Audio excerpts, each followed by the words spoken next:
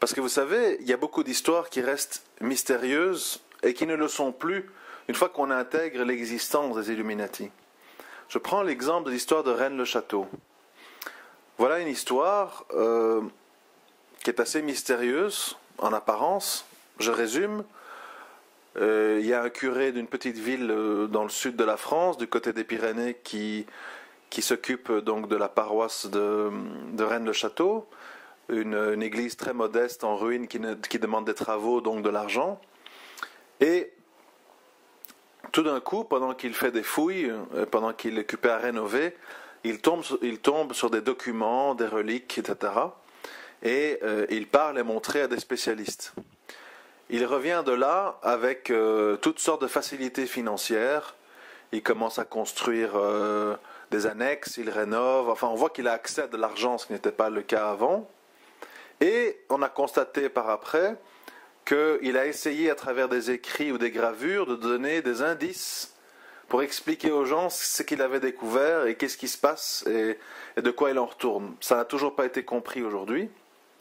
Ce qu'on sait, c'est que beaucoup de gens très connus sont passés à Rennes-le-Château.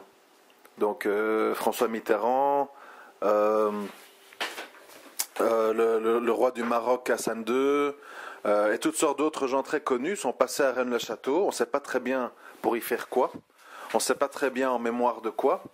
Ce qui est sûr, c'est que ce que ce curé a découvert sur place devait être extrêmement important. Et contrairement à ce qu'on pense quand on dit il a découvert un trésor, il a dû vendre des objets en or, il a découvert, la thèse maintenant qui est de plus en plus forte consiste à dire qu'il avait trouvé des preuves qui montraient que l'Église catholique romaine était corrompue et infiltrée par les Illuminati, et qu'il a été payé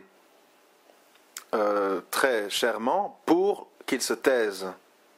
On l'a payé et menacé. D'où le fait que ce prêtre a changé de caractère, est devenu très renfermé, contrairement à ce qu'il était avant, etc. On voit bien qu'il y a quelque chose qui a radicalement changé dans sa vie après cette découverte.